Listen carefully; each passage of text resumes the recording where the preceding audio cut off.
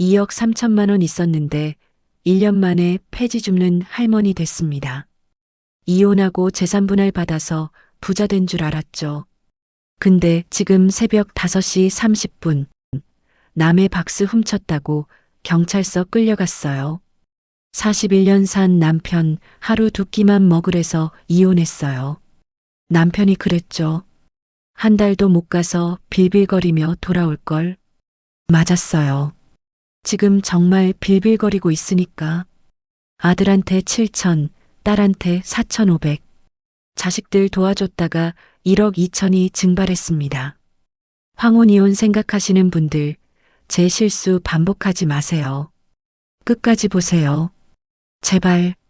여러분, 제 말 한 번만 들어주세요. 저는 지금 새벽 4시 30분에 나와서 날이 새기까지 남들 다 자는 시간에 리어카를 끌고 골목길을 돌아다닙니다. 뭐하러 그러냐고요? 박스를 주우러 다닙니다. 1년 전만 해도 저는 2억이 넘는 돈을 통장에 가지고 있었어요. 재산 분할 받아서요. 그런데 지금은 1,000만 원도 안 남았습니다. 도대체 무슨 일이 있었던 걸까요? 제 이야기 끝까지 들어주시면 여러분께 꼭 도움이 될 겁니다. 안녕하세요, 여러분. 저는 올해 68세 정미순입니다. 작년 이맘때쯤 남편과 이혼했어요. 41년을 함께 살았던 남편이었습니다. 지금 생각하면 그때 제가 너무 성급했던 것 같아요. 하지만 당시엔 정말 더 이상 못 살겠다 싶었거든요. 오늘 제 이야기를 들으시는 분들, 특히 저처럼 황혼 이혼을 고민하시는 분들이 계시다면 꼭 끝까지 들어주세요. 그리고 구독과 좋아요, 알림 설정까지 꼭 부탁드립니다. 남편과의 결혼 생활은 사실 처음부터 순탄하지 않았어요. 남편은 성격이 급하고 고집이 센 사람이었죠. 그래도 젊었을 때는 참을 만했어요. 직장 다니느라 바빴고 애들 키우느라 정신없었고 그냥 그러려니 하고 살았습니다.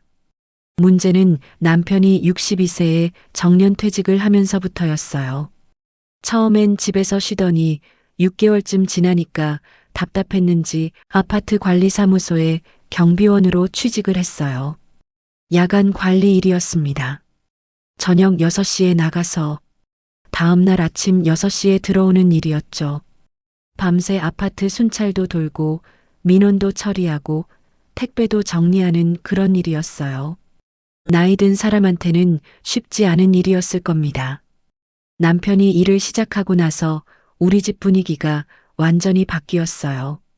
새벽에 퇴근해서 들어오면 남편은 꼭 폭풍 같았습니다. 현관문을 쾅 닫으면서 들어와서는 바로 불평이 시작됐어요.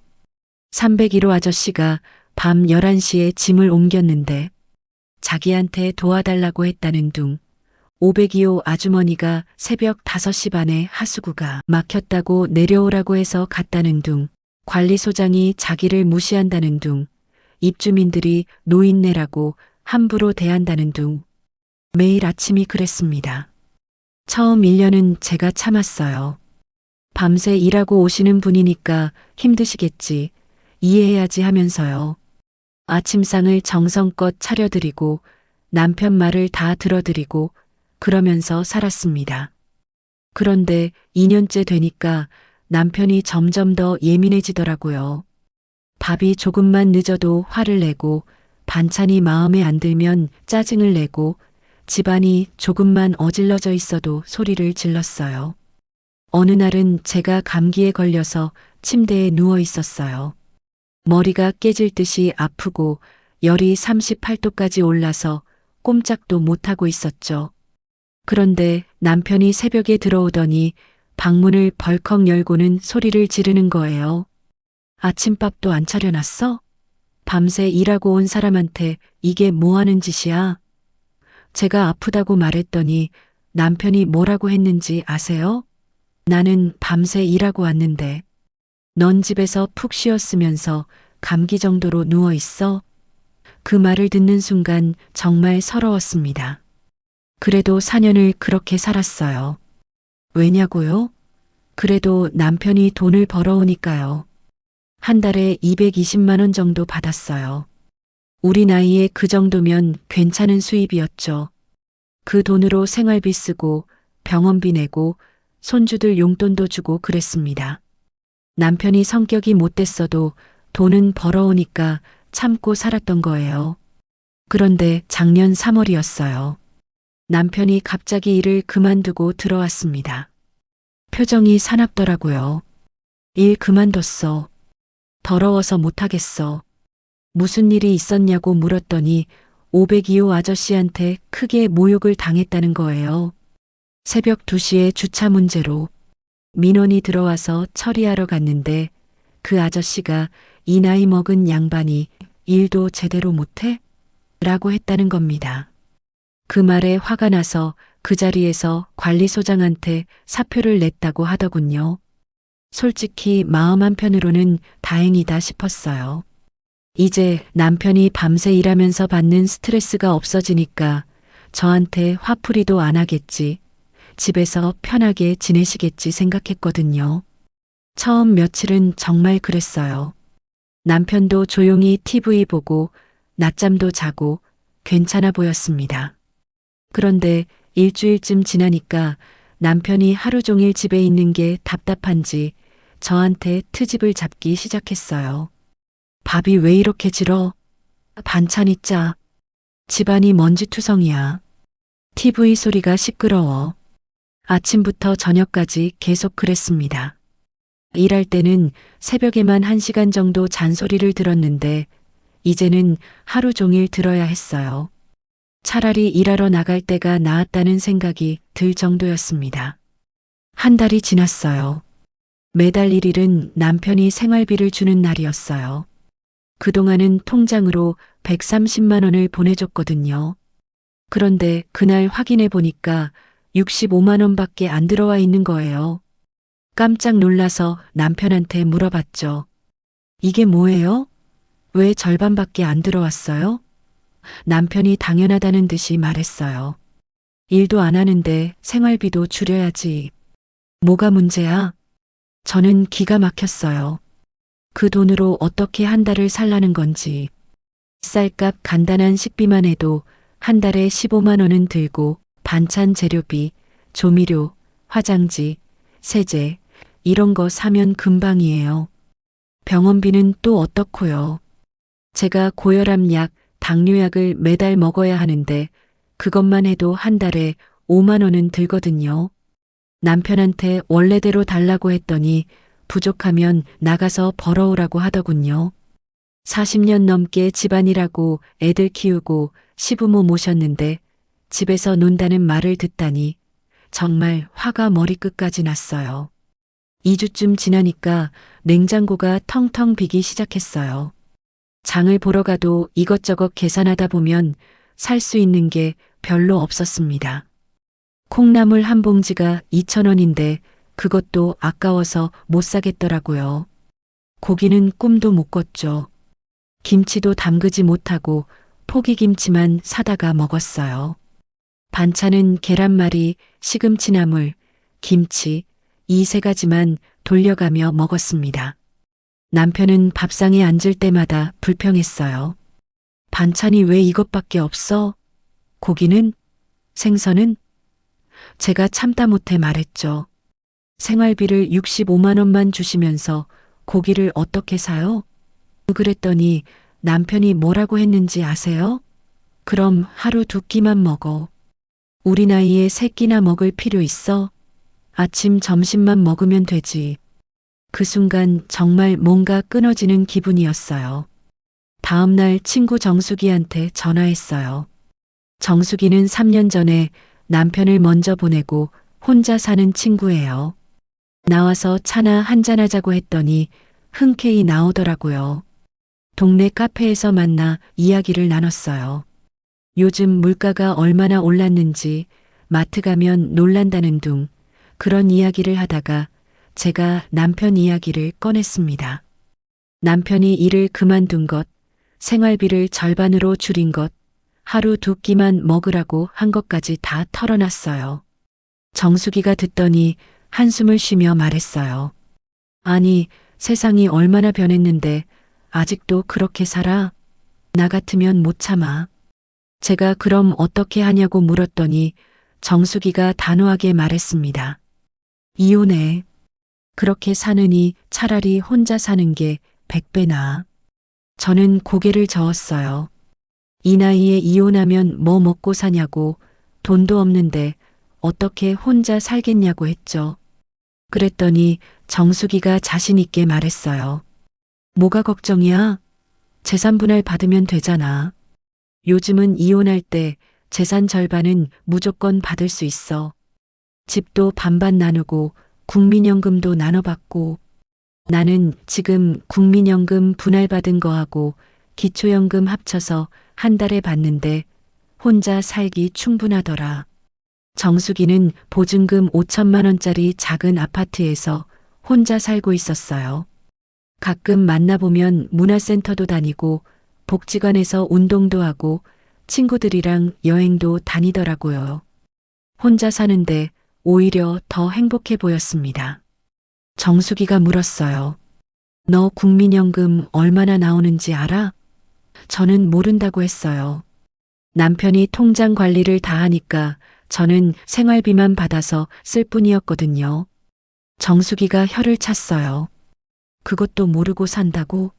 너희 남편 직장 40년 다녔으면 국민연금 많이 나올 텐데.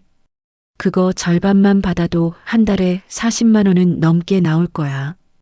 거기에 기초연금 33만 원 합치면 70만 원 넘지. 월세 30만 원짜리 작은 방 하나 얻으면 한 달에 40만 원으로 충분히 살 수 있어. 정숙이 말을 들으니까 희망이 생기는 것 같았어요. 집에 돌아오는 길에 계속 생각했어요. 정말 이혼을 해야 하나? 41년을 함께 산 사람인데. 하지만 앞으로 또 10년, 20년을 이렇게 살 수는 없을 것 같았어요. 그날 밤 잠을 한숨도 못 잤습니다. 며칠을 고민하다가 결심했어요. 일주일 후 저녁 남편이 TV 보고 있을 때 말했습니다. 여보, 우리 이혼해요. 남편이 깜짝 놀라서 저를 쳐다봤어요. 뭐? 지금 뭐라고 했어? 이혼하자고요. 더는 이렇게 못 살겠어요. 남편 얼굴이 빨개지더니 소리를 질렀어요. 나이가 몇인데 이혼? 미쳤어? 나가서 뭐 먹고 살려고? 저도 지지 않고 말했습니다. 재산 분할 받을 거예요. 법적으로 절반은 제 거예요. 연금도 나눠 받을 거고요. 남편이 비웃었어요. 좋아, 해봐. 한 달도 못 가서 빌빌거리며 돌아올 걸. 그 말에 더 화가 났어요. 두고 봐요. 절대 안 돌아올 테니까. 그날 이후로 우리는 한 달 동안 한마디도 안 하고 지냈습니다. 각방 쓰고 밥도 따로 먹고 완전히 남남처럼 지냈어요. 변호사를 찾아갔어요. 상담을 받았더니 재산 분할이 가능하다고 했습니다.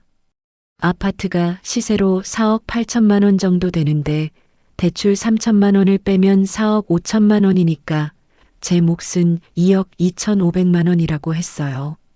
국민연금도 혼인 기간 동안 남편이 낸 돈의 절반을 제가 받을 수 있다고 했습니다. 계산해 보니 제가 받을 연금이 월 38만 원 정도 나온다고 하더군요. 이혼 절차를 진행했어요. 남편은 끝까지 억울하다는 표정이었지만 법적으로 어쩔 수 없었죠. 3개월 만에 이혼이 확정됐습니다. 통장에 2억 2,500만 원이 들어왔어요. 평생 처음 보는 큰 돈이었습니다. 국민연금 분할받은 거 38만 원에 기초연금 33만 원 합치면 월 71만 원. 정숙이 말이 맞았어요. 이제 집을 구해야 했어요. 딸아이가 도와준다고 함께 부동산을 돌아다녔습니다. 딸이 그러더라고요. 엄마, 월세 내지 말고 작은 집이라도 사세요. 2억이면 지방에 작은 아파트 살 수 있어요. 하지만 저는 고개를 저었어요. 아프면 어떡하냐고, 큰 병원비 나오면 어떡하냐고, 통장에 돈이 좀 있어야 마음이 놓인다고 했습니다.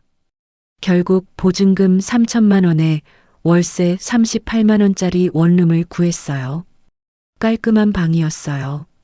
화장실도 새 거고 보일러도 잘 나오고 엘리베이터도 있는 건물이었습니다. 계약하고 나니 통장에 1억 9,500만 원이 남았어요. 이 정도면 충분하다고 생각했습니다. 이사한 첫날 밤 조용한 방에 혼자 앉아 있으니까 묘한 기분이 들었어요. 자유롭기도 하고 허전하기도 하고 불안하기도 하고 41년 만에 처음으로 혼자 자는 거였습니다. 그날 밤 잠을 설쳤어요. 첫 주는 정말 좋았어요. 아침에 늦게까지 자도 되고 보고 싶은 드라마 실컷 보고 먹고 싶을 때 먹고 아무 눈치도 안 보고 천국이 따로 없었습니다. 친구들도 몇 명 불러서 집들이도 했어요. 다들 부러워하더라고요. 좋겠다. 자유롭게 살 수 있어서. 그런데 한 달이 지나니까 현실이 보이기 시작했어요. 월세 38만 원, 관리비 9만 원, 전기세 가스비 통신비 합쳐서 12만 원. 여기까지만 59만 원이에요.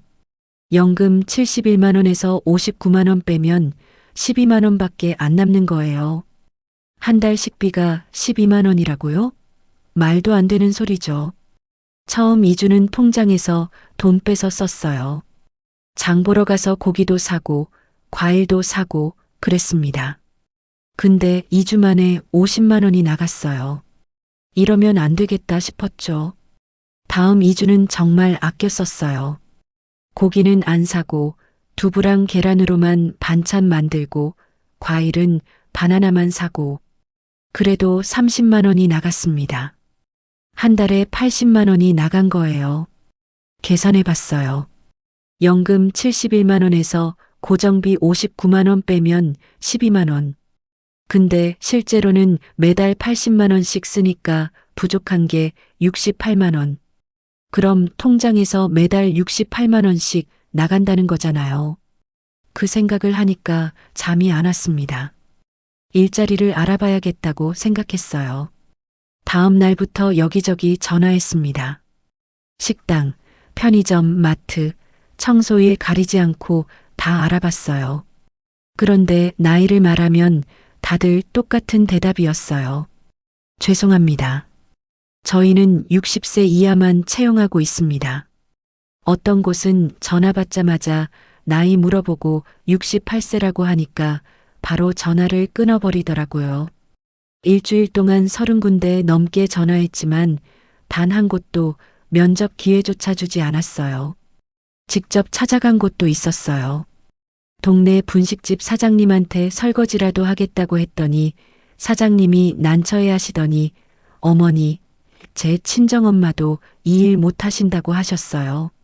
하루 종일 서 있어야 하고 무거운 것도 들어야 해서요라고 하시더군요. 마지막 희망을 품고 주민센터에 갔습니다. 공공근로 신청하러요. 직원분이 컴퓨터를 보시더니 지금은 모집 기간이 아니고 4개월 후에 다시 모집합니다. 그때 신청하시면 됩니다라고 하셨어요. 4개월 그때까지는 일 없이 지내야 한다는 거였죠. 집으로 돌아와서 또 계산해 봤어요. 4개월이면 통장에서 270만 원 정도 빠져나간다는 계산이 나왔습니다.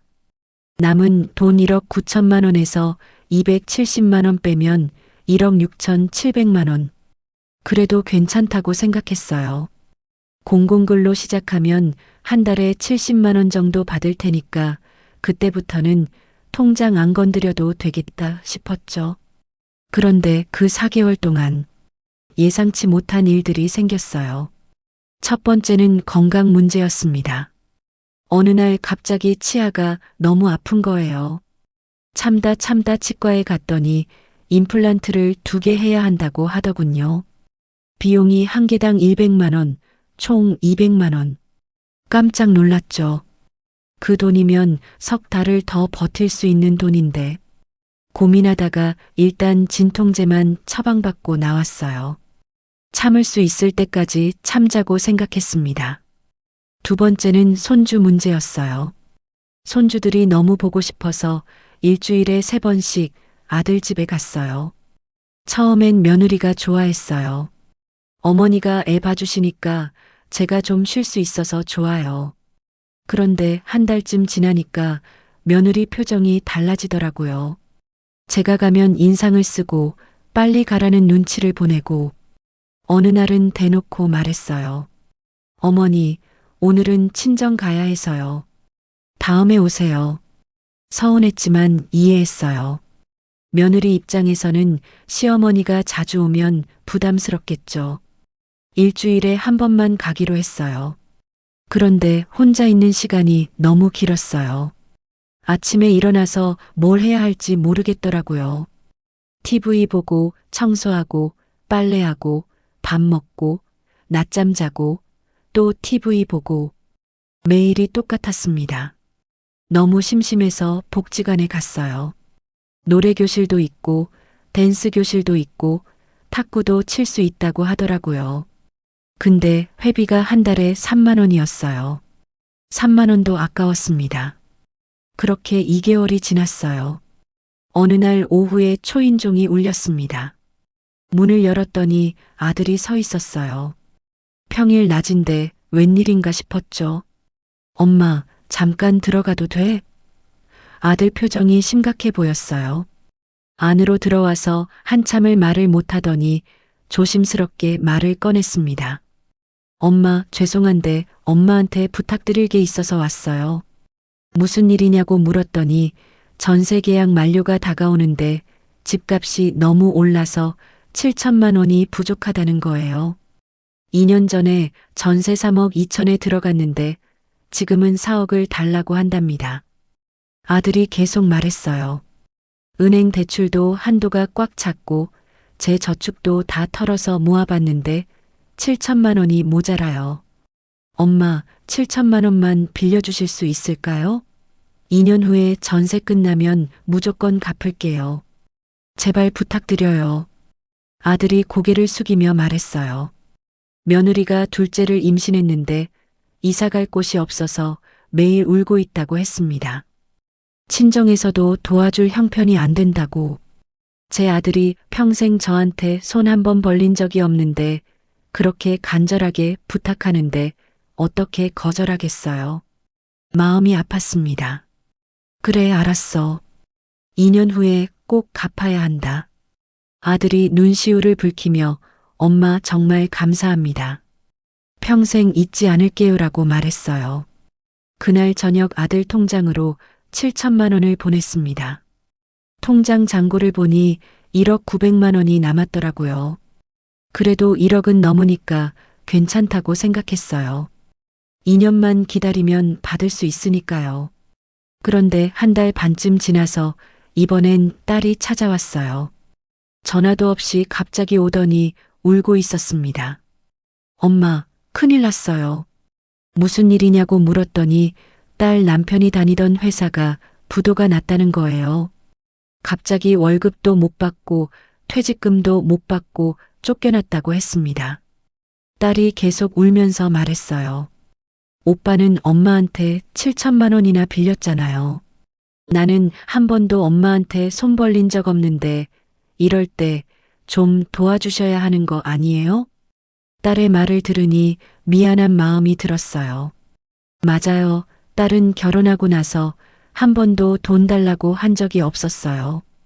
딸이 말을 이었습니다. 남편이 치킨집을 하려고 해요. 가맹비랑 인테리어비, 첫 재료비까지 합치면 6,500만 원이 필요한데 우리가 모은 돈이 2천만 원밖에 안 돼요. 엄마, 4,500만 원만 빌려주세요. 장사 잘 되면 매달 20만 원씩이라도 이자로 드릴게요. 3년 안에 다 갚을게요. 매달 20만 원이라는 말에 귀가 솔깃했어요. 그럼 한 달에 제가 받는 돈이 91만 원이 되는 거잖아요. 그러면 통장 돈 안 건드리고도 살 수 있을 것 같았습니다. 고민했어요. 아들한테 7천만 원 빌려줬는데 딸한테 안 빌려주면 섭섭해할 거고 나중에 형제 사이도 안 좋아질 것 같았어요. 그리고 솔직히 매달 20만 원이 생긴다는 게 큰 도움이 될 것 같았거든요. 알았어. 그런데 매달 이자는 꼭 줘야 해. 엄마도 생활해야 하니까. 딸이 막 안기면서 엄마 사랑해요. 정말 감사해요라고 했습니다. 다음 날 딸 통장으로 4,500만 원을 보냈어요. 통장 잔고를 확인했더니 6,400만 원이 남아 있었습니다. 1억 9천만 원이던 돈이 2달 만에 6,400만 원으로 줄어든 거예요. 가슴이 철렁 내려앉았어요. 하지만 곧 마음을 다잡았습니다. 괜찮아. 딸이 매달 20만 원씩 줄 거니까. 그럼 한 달에 91만 원이고 고정비 59만 원 빼면 32만 원 남잖아. 32만 원이면 식비로 충분하지. 아들도 2년 후면 갚을 거고. 그렇게 생각하니까 좀 마음이 편해졌어요. 첫 달에는 딸이 약속대로 20만 원을 보내줬어요. 너무 고맙더라고요. 그 돈으로 고기도 사고 과일도 샀습니다. 그런데 두 번째 달에는 15만 원만 들어왔어요. 딸한테 전화했더니 엄마 미안해요. 이번 달 장사가 좀 안 됐어요. 다음 달에 25만 원 드릴게요라고 하더군요. 세 번째 달에는 10만 원. 네 번째 달에는 아예 안 들어왔어요. 딸한테 전화했더니 울면서 말하더라고요. 엄마, 장사가 진짜 안 돼요. 한 달 매출이 300만 원밖에 안 나와요. 여기서 재료비, 임대료, 인건비 빼면 남는 게 하나도 없어요. 빚만 늘어나고 있어요. 엄마, 미안해요. 이자는 당분간 못 드릴 것 같아요. 제가 물었어요. 그럼 원금은 언제 갚을 수 있어? 딸이 한참을 말이 없더니 솔직히 모르겠어요. 이러다가 치킨집 문 닫아야 할 것 같아요라고 했습니다. 머리가 하얘졌어요. 4,500만 원이 날아가는 건가? 그날 밤 잠을 한숨도 못 잤습니다. 아들한테도 전화해 봤어요. 아들아, 엄마가 좀 힘들어. 7천만 원을 다는 못 받아도 조금이라도 먼저 갚을 수 없니? 아들이 난처해하는 목소리로 말했어요. 엄마 미안해요. 그 돈이 지금 전세금으로 묶여 있잖아요. 2년 후에 이사 나가야 집주인이 돌려주는 거예요. 중간에 어떻게 할 방법이 없어요. 전화를 끊고 통장을 펼쳐봤어요. 6,400만 원에서 생활비로 4개월 동안 쓴 게 270만 원. 5,870만 원이 남았더라고요. 딸한테서 받은 이자 45만 원을 더하면 5,915만 원. 이 돈으로 앞으로 어떻게 살아야 하나 막막했습니다. 그래도 공공근로 시작 날짜가 다가왔어요. 2주 후면 시작이었습니다. 그때까지만 버티면 된다고 생각했어요. 드디어 공공근로 첫 출근 날. 공원 입구에 20명 정도 모였어요. 대부분 60대 후반에서 70대 초반으로 보이는 분들이었습니다. 다들 서로 아는 사이인지 반갑게 인사를 나누고 계셨어요. 한 분이 앞으로 나서더니 자기소개를 했어요. 저는 이 조의 반장 김영희입니다. 올해로 공공근로 5년째 하고 있어요. 새로 오신 분들 손 들어보세요. 저를 포함해서 4명이 손을 들었습니다. 반장이 우리를 하나씩 쳐다보더니 일을 배정했어요. 박 씨는 쓰레기 수거, 최 씨는 낙엽 쓸기, 이 씨는 화단 정리, 정 씨는 화장실 청소. 정 씨가 바로 저였어요. 화장실이라는 말에 가슴이 철렁했지만 어쩔 수 없었습니다. 일단 시작은 해야 하니까요. 공원 화장실로 갔어요. 문을 여는 순간 코를 찌르는 냄새에 인상을 찌푸렸습니다. 남자 화장실, 여자 화장실, 장애인 화장실, 총 3곳을 청소해야 한다고 했어요. 고무장갑을 끼고 청소를 시작했습니다. 변기를 닦고, 바닥을 닦고, 거울을 닦고, 휴지를 보충하고, 한 화장실 청소하는데 40분 정도 걸렸어요. 3곳 다 하니까 2시간이 훌쩍 넘었습니다. 무릎도 아프고 허리도 끊어질 것 같았어요. 당뇨가 있어서 그런지 쉽게 피곤하더라고요. 잠깐 쉬려고 밖으로 나왔더니 다른 분들은 정자에서 과자 먹으며 수다 떨고 계셨어요. 저도 가서 앉았더니 분위기가 이상했어요. 다들 저를 힐끔힐끔 쳐다보더니 수군거리는 거예요. 새로운 사람은 힘든 일부터 해야지. 우리도 다 그렇게 시작했어. 한 분이 저한테 물었어요.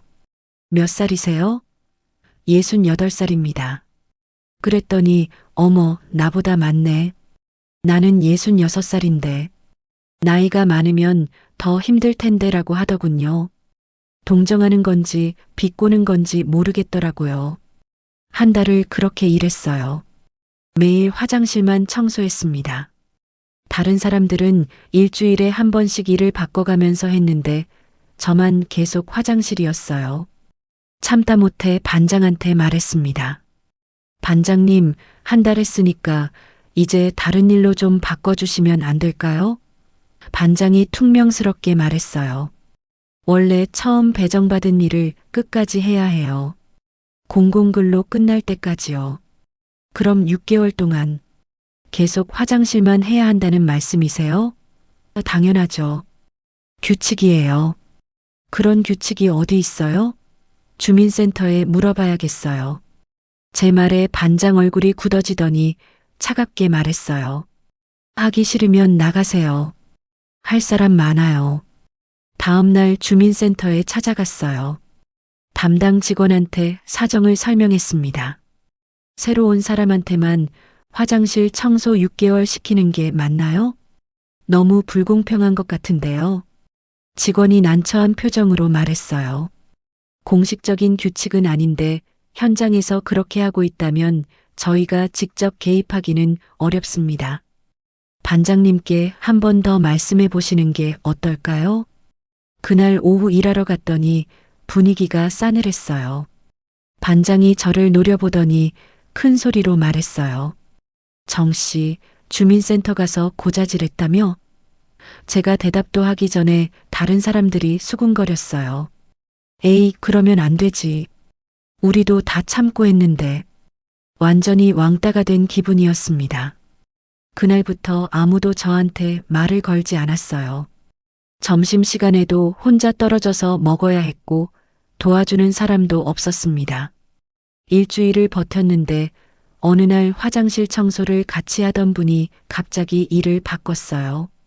그분은 이제 낙엽 쓸기를 하고 저는 화장실 3곳을 혼자 다 청소해야 했습니다. 혼자 하니까 시간이 모자랐어요. 점심시간도 제대로 못 쉬고 계속 청소해야 겨우 끝낼 수 있었습니다. 무릎이 너무 아파서 병원에 갔더니 관절염이라고 하더군요. 주사 맞고 파스 받아서 붙였지만 나아지지 않았어요. 2주를 더 버텼지만 정말 못하겠더라고요. 이러다가 몸 완전히 망가지겠다 싶었습니다. 주민센터에 가서 그만둔다고 했어요. 직원이 어머니 중간에 그만두시면 다음 공공근로 모집 때 불이익이 있을 수 있어요 라고 했지만 상관없었습니다. 당장 몸이 아픈데 나중 일이 무슨 소용이에요. 사표를 냈습니다. 한 달 반 일하고 받은 돈이 98만 원. 그 돈도 병원비로 15만 원 나가고 관절에 좋다는 영양제 사는데 8만 원 나갔어요. 통장을 확인했더니 5,980만 원이 남아 있었습니다. 이 돈으로 얼마나 버틸 수 있을까 계산해 봤어요. 한 달에 80만 원씩 쓴다고 치면 74개월, 6년 정도. 그때 제 나이가 74세. 그 이후는 생각하고 싶지 않았어요. 며칠을 멍하니 집에만 있었습니다. 아무것도 하기 싫었어요. TV도 보기 싫고 밥도 먹기 싫고 그냥 하루 종일 누워만 있었습니다. 이러다가 우울증 걸리겠다 싶었어요. 그러던 어느 날 새벽 잠이 안 와서 창문을 열었어요. 아래를 내려다보니 한 할머니가 리어카를 끌고 가시는 게 보였습니다. 80대는 돼 보이는 분이었어요. 리어카에 박스가 가득 쌓여 있었죠. 저 나이에도 저렇게 일을 하시나? 가슴이 아팠어요. 그런데 문득 생각이 들었습니다. 나도 할 수 있지 않을까? 폐지 줍는 거. 새벽에 나가서 박스 주워다가 팔면 되는 거잖아. 창피하긴 하지만 먹고 살아야 하니까. 다음 날 새벽 5시에 일어났어요. 모자 깊이 눌러 쓰고 마스크 끼고 집에 있던 손수레를 끌고 나갔습니다. 동네 상가 거리를 돌아다녔어요. 치킨집, 카페, 편의점 앞에 박스들이 쌓여 있었습니다. 손수레에 담기 시작했어요. 금방 가득 찼습니다.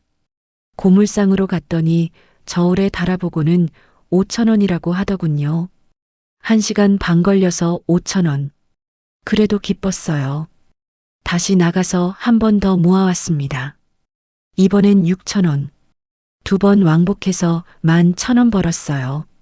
다음 날도 나갔고 그 다음 날도 나갔습니다.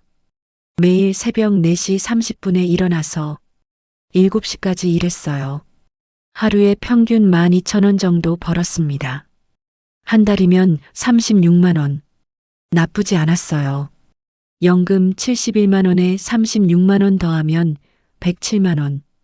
고정비 59만 원 빼면 48만 원 남으니까 그 돈으로 식비 쓰면 통장은 안 건드려도 되겠다 싶었습니다. 그렇게 보름을 했어요. 리듬이 생기더라고요. 어느 가게가 박스를 많이 내놓는지, 몇 시에 나가야 하는지 다 알게 됐습니다. 그런데 보름째 되던 날이었어요. 평소처럼 치킨집 앞에서 박스를 모으고 있는데 갑자기 누가 소리를 질렀어요. 아니, 할머니 뭐 하시는 거예요? 치킨집 사장님이었어요. 30대쯤 돼 보이는 남자였습니다. 이 박스들 제가 며칠 동안 모아둔 건데 왜 가져가세요? 제가 당황해서 말했어요. 죄송합니다. 버리는 줄 알았어요.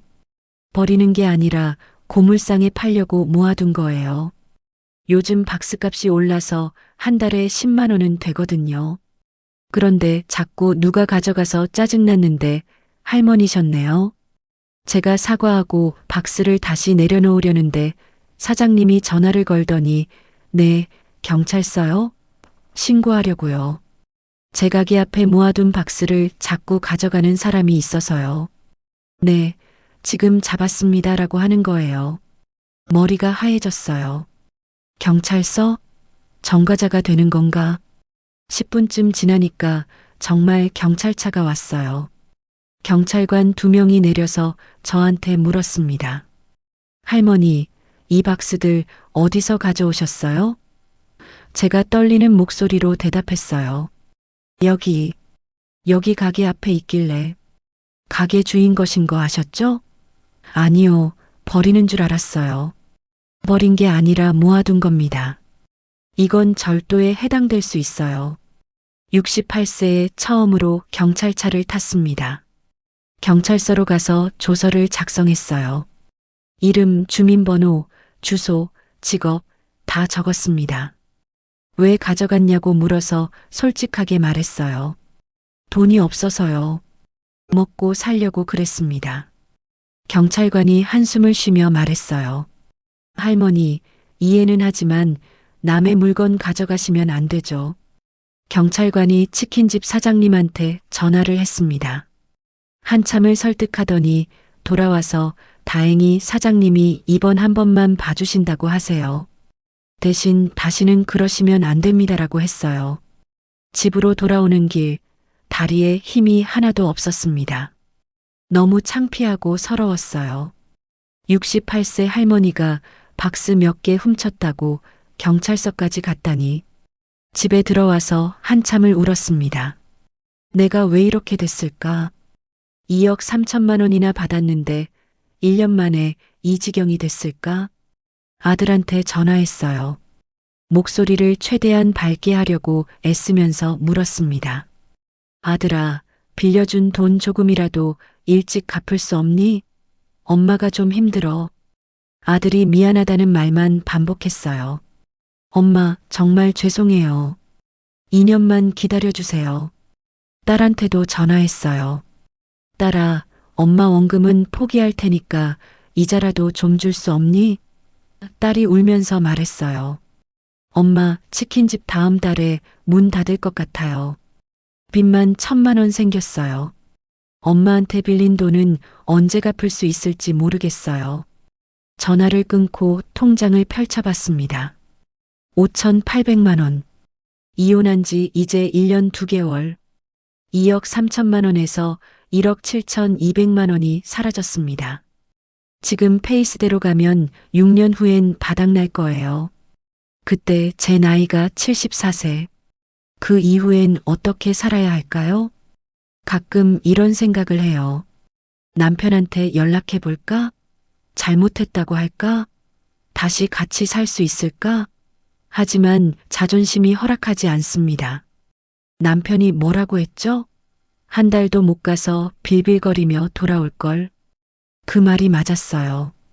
지금 정말 빌빌거리고 있으니까요. 어제 새벽에 다른 동네로 가봤어요. 여기서 버스 타고 40분 거리에 있는 동네요. 거기는 저를 아는 사람이 없으니까 덜 창피할 것 같아서요.